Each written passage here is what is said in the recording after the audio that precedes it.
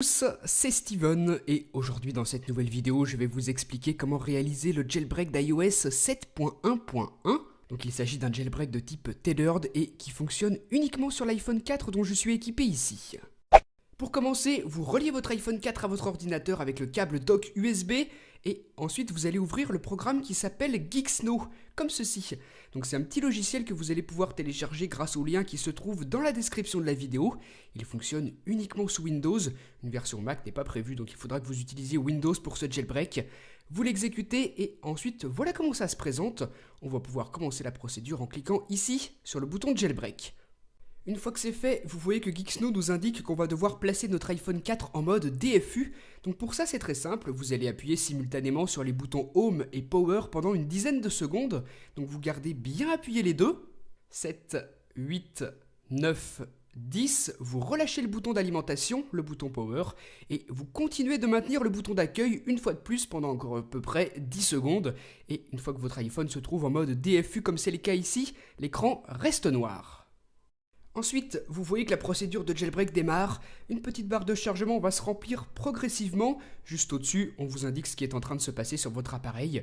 Au bout d'un certain temps, il va redémarrer, donc vous patientez, vous ne le débranchez surtout pas.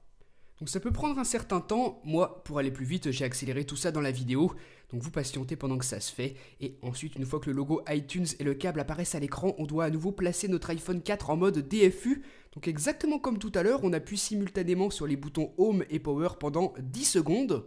6, 7, 8, 9 et 10, je peux relâcher le bouton Power et continuer de maintenir le bouton Home de mon iPhone encore une fois pendant 10 secondes.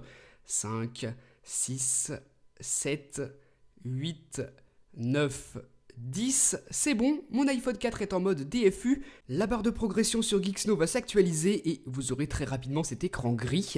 Ensuite, les lignes blanches vont défiler sur le fond noir comme ceci, donc pas de panique, c'est tout à fait normal, c'est ce qu'on appelle le mode verbose et pendant que ça se fait, vous ne débranchez surtout pas votre iPhone, vous patientez. Ensuite, votre écran s'éteint et votre iPhone redémarre.